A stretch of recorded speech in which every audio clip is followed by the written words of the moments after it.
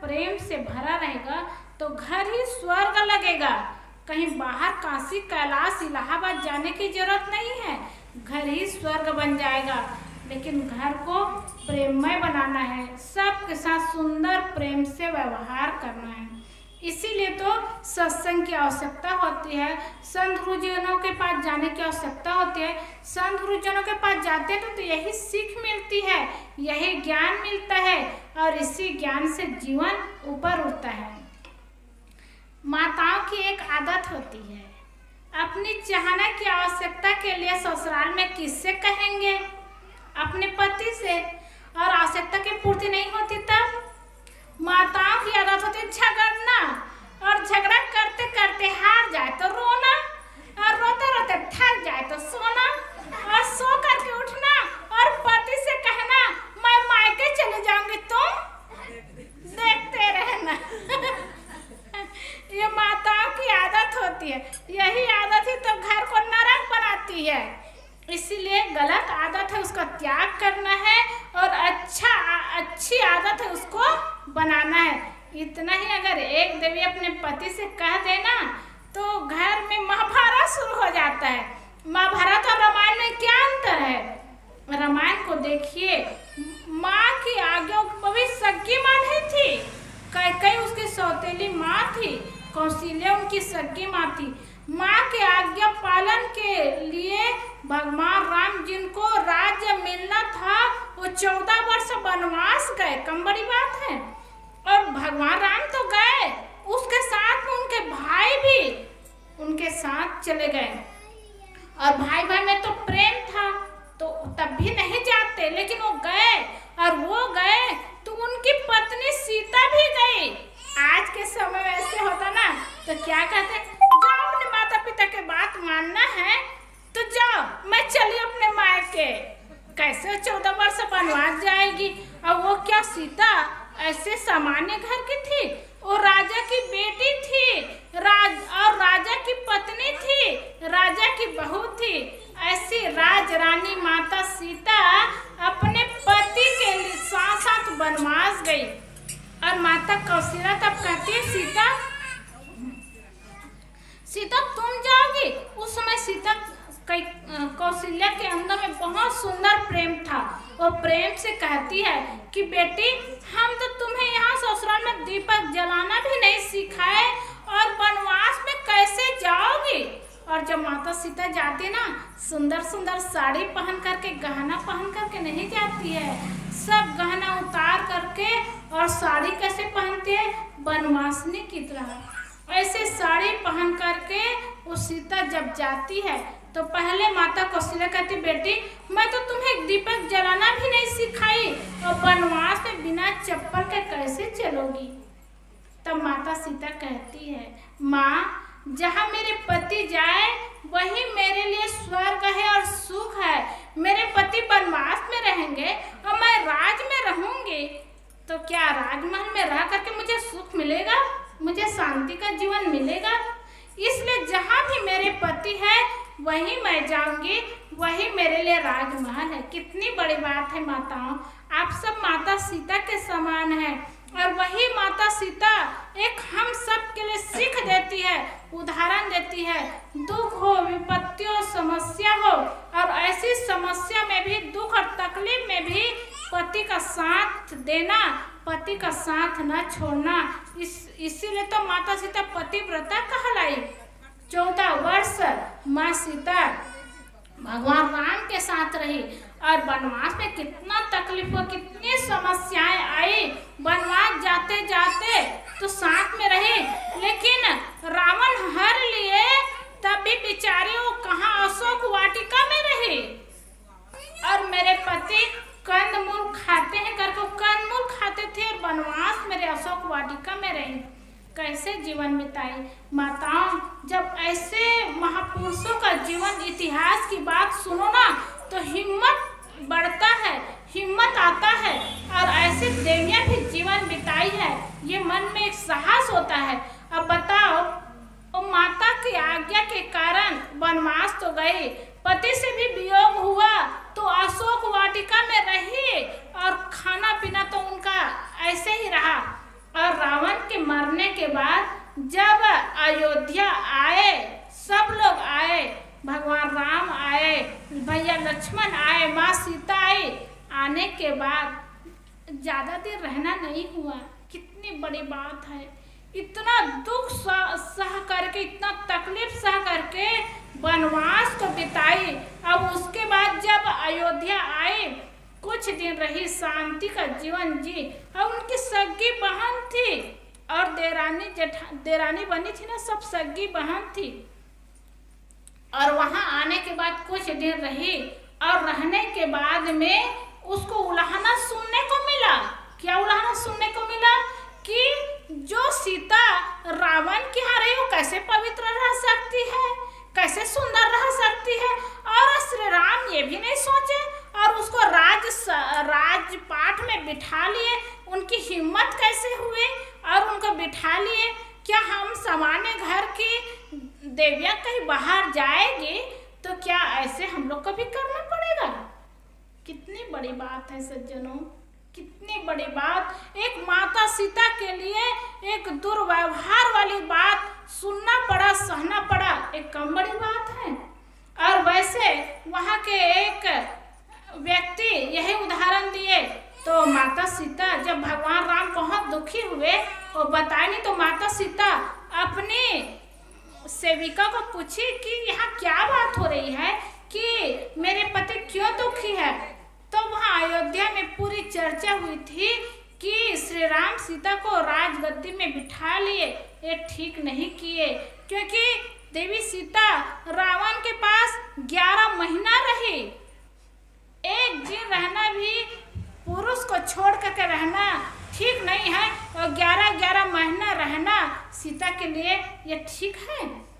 और लोगों में पूरी चर्चा हुई और इसी कारण श्री राम को त्यागना पड़ा, माता सीता को त्यागना पड़ा।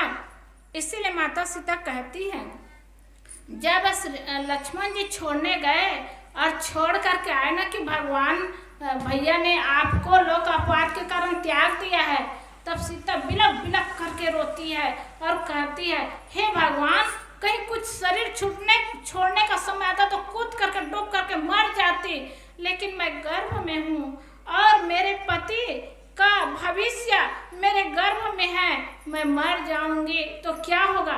क्योंकि वो भी जानती थी कि मेरे पति पत्नी व्रत धर्म का पालन करने वाले हैं, दूसरी शादी नहीं करेंगे, तो उनका भविष्य क्या होगा, उनके बच्चे नहीं रहेंगे। तो वो जानते कि मेरे गर्भ में बच्चे हैं, मैं मर जाऊंगी तो क्या करूंगी।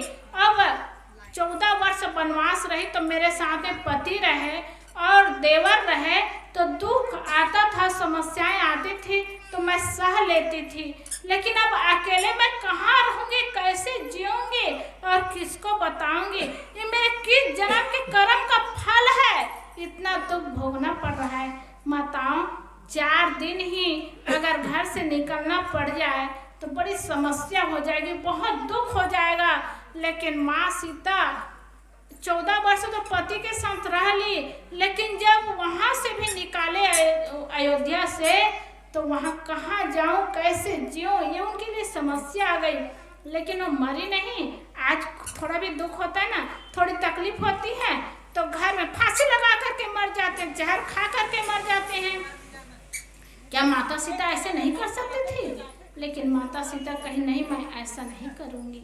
और वो विश्वामित्र आश्रम में रह करके अपने बच्चे को पालती है, पोसती है, और कितना मेहनत करने के बाद खुद लकड़ी काटने जाती, खुद भोजन बनाती है और बच्चे को सुंदर संस्कार देती है और सुंदर सिखाती है। इसीलिए तो लव-कुश इतना बलवान हुए और पहलवान हुए, मजबूत हुए। आज माँ कहती है, अब मैं अकेले बच्चे को क्या संस्कार दूंगी। ऐसे व्यक्तियों के लिए बहुत बड़ा साहस है, ज्ञान है कि माता सीता अकेले अपने बच्चे को, 2 बच्चे को संस्कार दे, क्योंकि उनके पिता राम तो दूसरी जगह रहे। लेकिन कहीं कहीं ऐसे समय आता है ना, पिताजी दूर चले जाते हैं काम करने, तो होता है कि मैं अकेले कितना संभाल पाऊंगी, कैसे सीख दे पाऊंगी, कैसे संस्कार दे पाऊंगी। ऐसे व्यक्ति के लिए माँ सीता एक उदाहरण है। वो अकेले रह करके अपने बेटे लव कुश को संस्कार दी और सुंदर जीवन जीने की कला सिखाई। इसलिए जब इतिहास पढ़ो और सुनो ना तो इतना दुख और दर्द से भरा रहता है। आज लोग राम सीता के जगह जगह फोटो रखे रहते हैं और पूजा करते हैं, जय राम श्री राम जय राम करके पूजा करते हैं, लेकिन क्या उनके जीवन में उनको सुख मिला? एक क्षण भी नहीं मिला।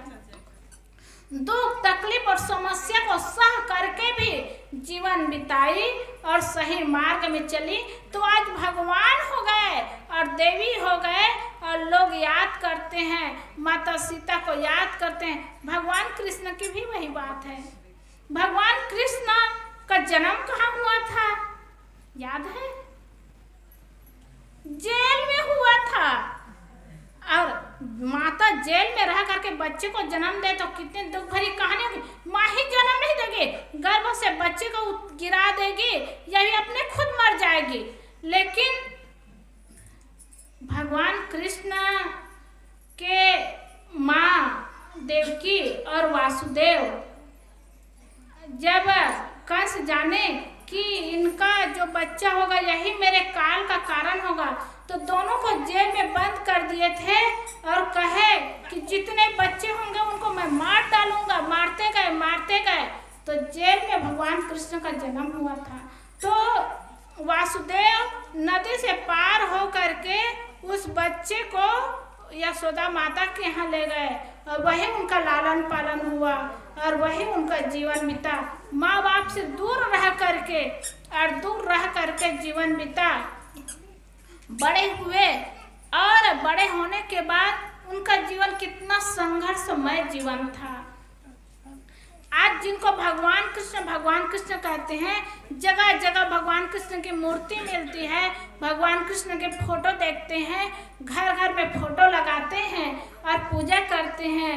अब भगवान कृष्ण के जीवन में कितना दुख आया, कितनी तकलीफें आई, कितनी परेशानी आई, क्या हम सोचते हैं, कभी विचारते हैं? भगवान कहते हैं भी उनको भी कितना दुख सहना पड़ा, कितना तकलीफ सहना पड़ा। तो माताओं, बिना दुख और तकलीफ सहे जीवन पार नहीं होता, इसलिए स्वीकार करना पड़ता है, सहना पड़ता है, उसके बाद भी हिम्मत करके जीना पड़ता है। अब भगवान कृष्ण जीवन क्रांतिकारी तो थे ही, अब उनका जीवन भर बहुत दुख रहा और अंतिम में कैसे दुख हुआ बताते हैं। अंतिम में वो कौरव और पांडव में लड़ाई होती थी तो साथ देते थे और संघर्ष में जीवन रहा और लंबी उम्र तक उनका जीवन रहा। 125 साल लगभग उनका जीवन, भगवान कृष्ण का जीवन बताते हैं। अब बुढ़ापा में उनके परिवार के लोग आपस में लड़ झगड़ करके मरते थे क्योंकि शराबी थे, उनके बच्चे रूप के अहंकारी थे, उनके भाई काम नहीं करते थे, सुकुमार रहे, तो इसी में झगड़ा लड़ाई होता रहा और शराब पी करके मरते रहे। तो भगवान कृष्ण बहुत दुखी हुए। भगवान कृष्ण के 3 गुरु थे।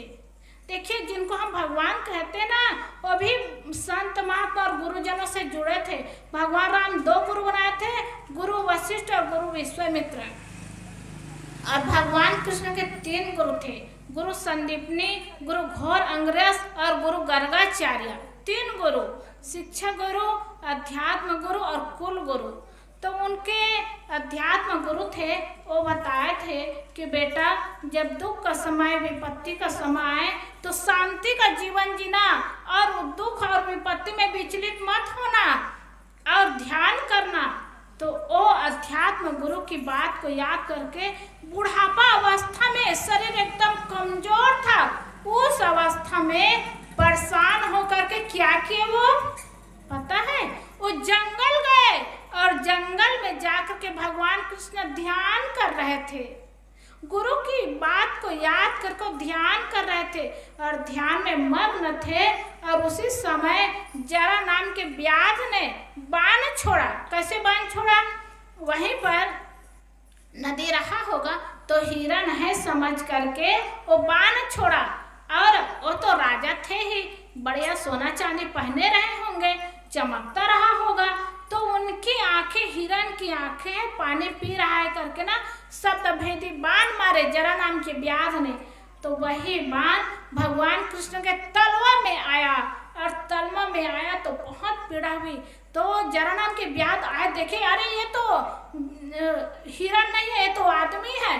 तब माफी मांगने लगे, कहने लगे भगवान मुझे माफ कर दीजिए, मुझे पता नहीं था, मैं शब्द भेदी बाण छोड़ा और आपके तलवा में लग गए, मुझे माफ कर दीजिए। तो भगवान कृष्ण ने कहा नहीं, आपको माफी मांगने की जरूरत नहीं है, ये तो कर्मों का फल है, मुझे कर्म का फल भोगना पड़ा, इसलिए मेरे पैर में बाण लगा। अब वो बताते हैं ना कि राम जन्म में राम बाली और सुग्रीव की लड़ाई में छुप करके बाली को मारे थे, क्योंकि सुग्रीव को माला पहना दिए थे जानकारी के लिए, और बाली को मारे थे। उनसे कोई दुश्मनी नहीं थी, उनसे कोई नफरत नहीं रहा, लेकिन बाली को मारे थे।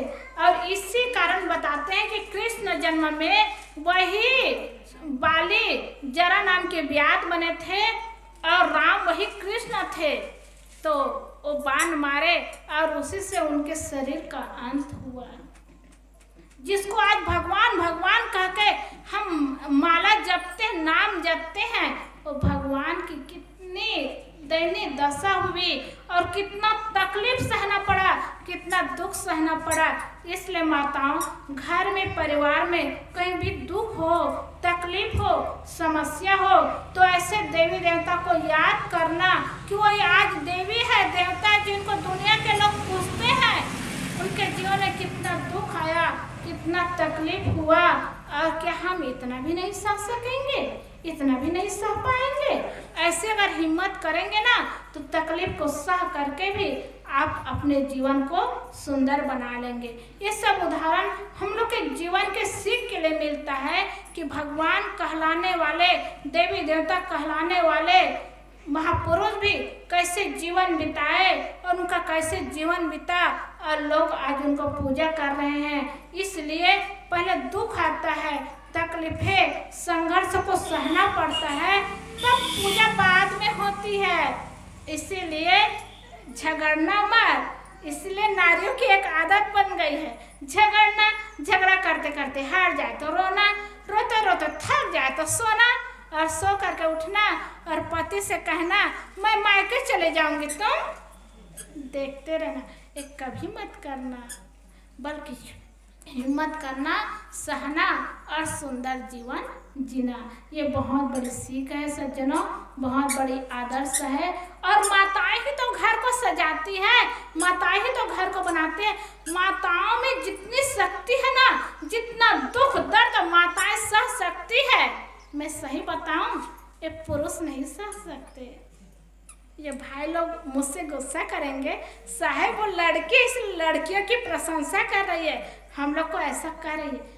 ये बात मैं नहीं, वैज्ञानिक लोग बताते हैं।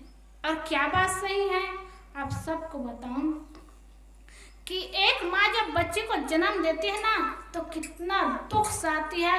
ये माताएं ऐसी स्थिति में नहीं सह सकती, जब बच्चे को जन्म देती तब सहती है। बताते हैं वैज्ञानिक लोग कि हर मनुष्य सिर्फ 45 यूनिट दर्द सह सकते हैं। 45 यूनिट दर्द सहने की क्षमता सब व्यक्ति में है, सह सकते हैं। लेकिन जब एक माँ बच्चे को जन्म देती है ना तो 57 यूनिट दर्द सहती है। और 57 यूनिट दर्द कितना होता है? एक साथ 20 हड्डी के टूटने के समान होता है। अब एक साथ 20 हड्डी टूटे तो कितना दर्द होगा, कितना तकलीफ होगा। एक हड्डी टूटे ना तो आदमी छटपटाते रहते हैं, कराहते रहते हैं, दवाई खाएंगे, इंजेक्शन लगाएंगे, तब भी रात भर सो नहीं पाएंगे, हाहू करते रहेंगे। एक हड्डी टूटने पर न रात को नींद है न दिन को चैन है। और एक साथ 20 हड्डी टूटे उसकी क्या दशा होगी। लेकिन जब एक माँ बच्चे को जन्म देती है ना तो एक साथ 20 हड्डी के टूटने के समान दर्द सहती है। इसीलिए आज के समय में तो वैज्ञानिक भी है और जगह जगह डॉक्टर है। जब जन्म ले जाते हैं और बहुत माताएं बच जाती है। जन्म देने के समय बच्चे भी बच जाता है, माताएं भी बच जाती है। और पहले ऐसे नहीं होता था, बच्चे का जन्म देने के समय तो बच्चे मर जाते थे या माताएं मर जाती थी, बहुत माताएं मर जाती थी।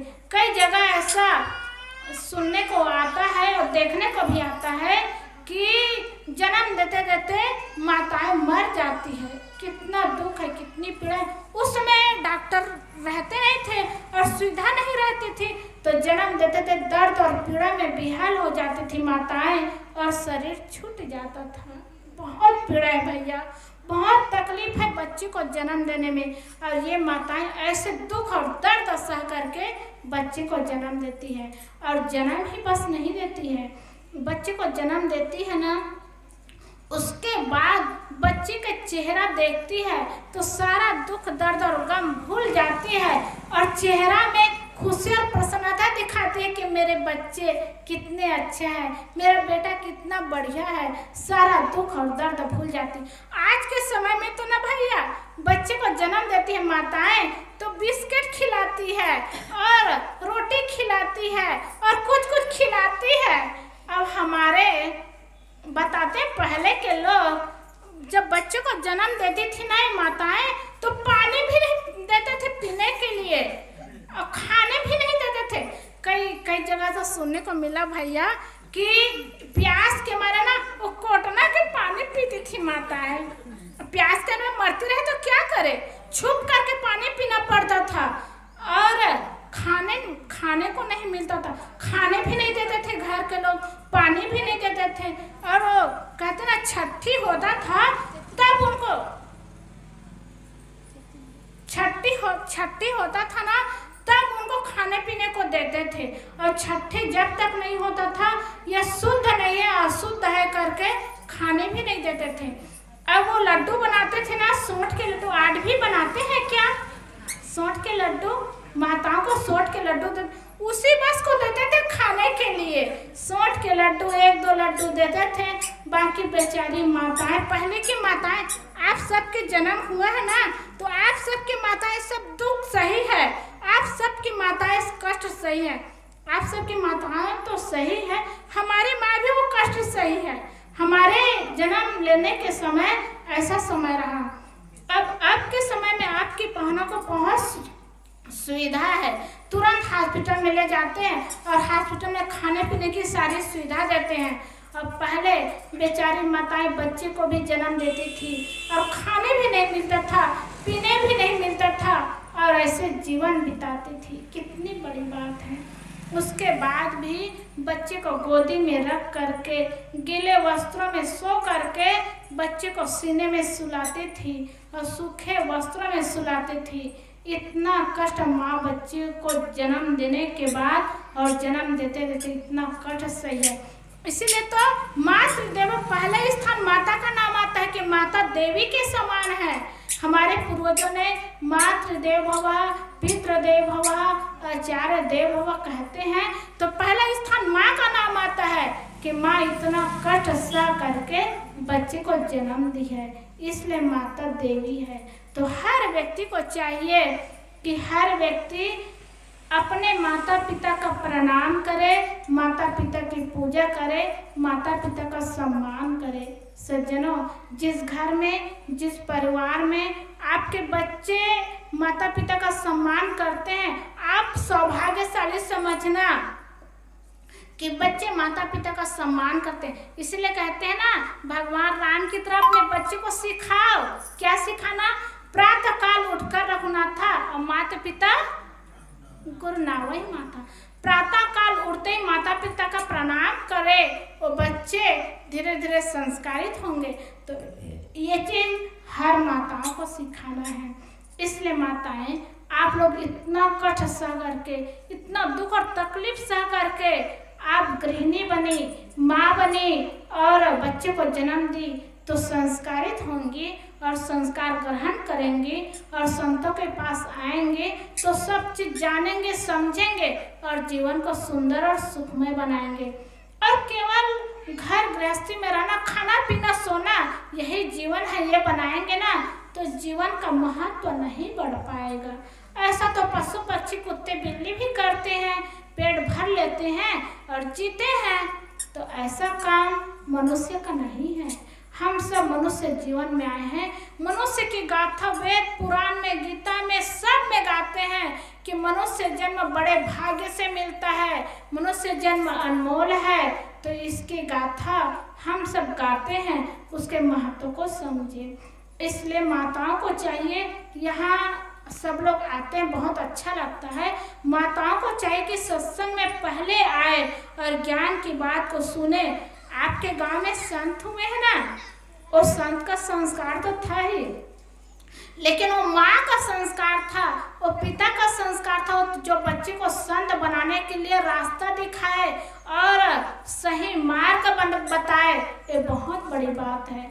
इस संसार से तो सबको जाना होता है, सब जाएंगे ही, लेकिन वो अपने जीवन को सफल कर लिए, अपने जीवन को धन्य कर लिए, जो संत बन करके गुरु संतों की सेवा कर करके और सुंदर सुखमय शांतिमय जीवन जी रहे हैं। इसलिए आप अपने बच्चे को साधु बनाने में नहीं कहती, वो तो आपके बच्चे का संस्कार रहेगा और बहुत ऊंचा रहेगा, तब कोई साधु बनते हैं। देखिए इतने बड़े गांव में गृहस्थी तो पूरे गांव के लोग हैं, कितने हजारों लोग हैं, लेकिन साधु एक ही लोग है ना।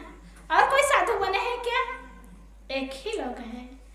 वैसे बहुत कम और बिरले होते हैं और वो अपने जीवन को सफल कर लेते हैं। इसलिए ऐसे संत जीवन को सफल कर लिए। तो उनको संस्कार कहाँ से मिला? यही माता से तो मिला, उनके पिता से ही तो मिला। और माता पिता का संस्कार सज्जनों बहुत ऊंचा होता है। इसलिए माताओं को चाहिए अपने जीवन को सुंदर और सफल बनाए। एक घर में संत गए और संत गए तो बहन ना बहुत संस्कारी थी। घर में संत गए तो बहन बढ़िया भोजन बनाए और भोजन खिलाई। वो संत भी आए थे ना तो बूढ़ा नहीं रहा, वो जवान रहा संत।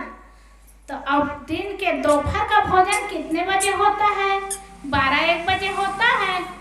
तो आसन दूसरे के यहाँ रहा। जैसे हम लोग आए हैं चेतन साहब के यहाँ, यही भोजन भंडारा हो रहा है। आते ही वेशमती बहन कही, माता जी कही, साहब सुबह जलपान हमारे यहाँ करना, क्योंकि जिनका भाव होता है बुलाते हैं। वैसे ही संत उस गांव में गए थे, दूसरी जगह आसन था और भोजन के लिए वहां जाना हुआ। तो 12-1 बजे गए तो बहन बहुत बढ़िया भोजन बनाई थी और भोजन पारस की और खिला पिला करके संत के पास बैठ गई। और बैठने के बाद क्या होती है आप ध्यान से सुनना। वो जवान थी, संस्कारी थी, बहुत अच्छी थी। और वो पूछने लगी कि संत भगवान आप इतनी जल्दी क्यों आ गए? 12-1 बजे जल्दी होता है। वो कहे कि इतनी जल्दी क्यों आ गए? और बगल कमरे में उनके ससुर बैठे हुए थे। वो बड़े सेठ आदमी थे, बड़े धनी आदमी थे। वो कमरे में बैठे थे तो वो सोच रहे थे ये बहू आज पागल हो गई है क्या? 12-1 बजे कहीं जल्दी होता है और ये पूछे इतनी जल्दी क्यों आ गए? तो कमरा में बैठ करके सब बातें सुन रहे हैं। तो संत ने कहा कि बहन समय का पता नहीं, इसलिए जल्दी आ गया। तो उनके ससुर कह रहे थे ये साधु बने, कैसे साधु बने हैं जिनको समय का पता नहीं, ये साधु बने हैं। वो मन ही मन सोच रहा था। उसके बाद संत पूछे कि बहन तुम्हारी उम्र कितनी है? और संत पूछे बहन तुम्हारी उम्र कितनी है? तो घर की बहू बताई संत भगवान मेरी उम्र 5 साल की है। तो उनके ससुर कमरा में बैठे बैठे कह रहे थे लगता है आज ये पागल हो गई है, पूरे 25 साल की है, अपनी उम्र बता रहे 5 साल की। इतने में और सुनने लगे और तुम्हारे पति की उम्र कितनी है? तो बताई मेरे पति की उम्र 2 साल की है। तो उनके ससुर सोच रहे थे ये पागल हो गई है, इनके पति की उम्र 2 साल की तो कैसे बहू बन करके आई है? मैं ऐसे शादी नहीं किया हूँ, मैं देख करके पूरा जन्म देख करके, माँ का सिर देख करके शादी किया हूँ। इनकी उम्र 25 साल की है तो मेरे 20 साल की है, तो मेरे बच्चे 5 साल इससे बड़े हैं, और कैसे बोल रही है। इतने में संत ने और प्रश्न किया, और बहन तुम्हारे सास की उम्र कितनी है? तो उनकी घर मालकिन बताई, संत भगवान मेरे सास की उम्र 6 महीने की है। हंसने की बात है ना, अपनी उम्र 5 साल की बता रही है, पति की उम्र 2 साल की, सास की उम्र 6 महीने की। इतने में संत ने एक प्रश्न और किया, और बहन तुम्हारे ससुर की उम्र कितनी है? तब तो सेठ जी एकदम कान दे करके सुनने लगे, मेरे ये क्या हाल बनाएगी। तो उसकी बहू कहती है, संत भगवान मेरे ससुर का तो अभी जन्म ही नहीं हुआ है। तब तो उनके ससुर कमरा में बैठे बैठे डांट रही है, गुस्सा कर रही है, गाली दे रही है, ये पागल हो गई है। अरे मेरा जन्म नहीं हुआ है तो तुम्हारे पति कहाँ से आए, फिर तुम बहू बन करके कैसे आए? मेरा जन्म ही नहीं हुआ है कहती हो। ऐसे उल्टा सीधा बोल रही है। और इतनी बातें हुई, और इतनी बातें होने के बाद संत कहने लगे कि बहन बहुत अच्छा लगा तुमसे मिल करके, तुमसे बात करके, अब मैं जाना चाहता हूँ, मैं जाऊँगा। और इतनी बातें होने के बाद वो जाने लगे। अब जब घर से गए ना, तब उनके ससुर कमरा से निकले, और कमरा से निकलते ही एकदम बरस पड़े। और किसके लिए? बहू के लिए एकदम बरस पड़े, और डांटने लगे, कहने लगे तुम पागल हो गई हो, तुम्हारा दिमाग सही है कि नहीं है? इतनी पढ़ी लिखी हो, इतने बड़े घर की बहू बन करके आई हो, लेकिन उल्टा पलटा बोल रही हो। तो उनकी बहू कहती है कि पिताजी क्या बात हो गई? तो कही इतने बड़े संत हो गए, उनको समय का पता नहीं। और वो कहे मुझे समय कैसे संत हो गए? और तुम 12-1 बजे आए और पूछे कि इतने जल्दी क्यों आ गए, पूछने भी नहीं आता तो क्यों पूछी? अब वो उनके ससुर सब बातें कहने लगे, और कहे कि तुम्हारी उम्र कितनी है? तो तुम बताई कि 5 साल के। मैं माँ का सिर देख करके शादी किया हूँ अपने बेटे से, और बताई कि 5 साल की है। और कही कि मेरे बेटे की 2 साल की उम्र है, कहीं कि सास की उम्र 6 महीने की है, और मेरा जन्म ही नहीं हुआ है। कहीं तो तुम्हारी आंखों में मैं दिखाई दे रहा हूँ कि नहीं दे रहा हूँ कि मेरा जन्म ही नहीं हुआ है? क्या उल्टा पलटा बोलती हो, बकती हो, उल्टा सीधा कहने लगे वो। तब उनकी बहू बड़ी सरलता से, बड़ी विनम्रता से कहती है, पिताजी मैंने तो अपनी बुद्धि से सब कुछ सही सही कहा, अब इसमें भी अगर आपको संदेह हो तो चलो संत के पास जाते हैं और इसका समाधान करते हैं। तो संत के पास जाएंगे तो सब समाधान हो जाएगा, क्योंकि मैं कभी गलत नहीं बोलती, झूठ नहीं बोलती। तो उनके ससुर तो गुस्से में थे ही। उनके ससुर कहने लगा तुम यहीं रहो, मैं आता हूँ संत के पास।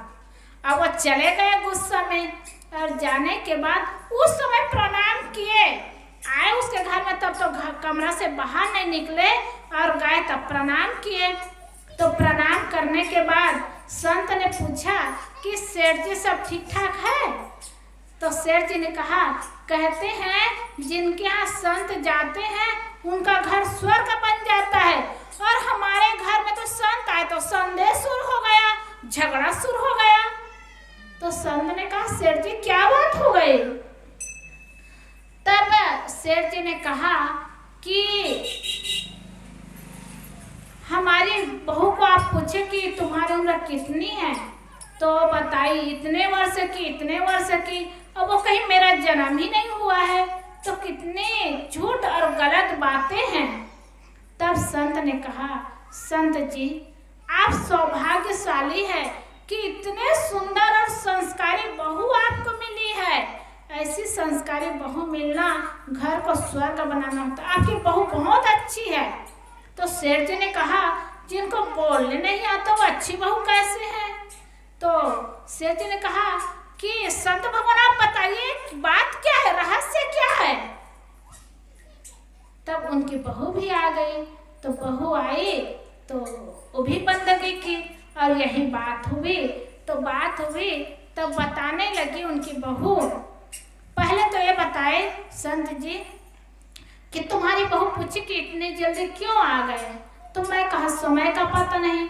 इसका मतलब वो बताए कि तुम्हारी बहू कही कि जवानी में तो खेलने, खाने, देखने, सुनने, घूमने फिरने, भोग विलास करने का उम्र है, ऐसा करने का समय है, और ऐसे समय में साधु जीवन में कैसे आ गए।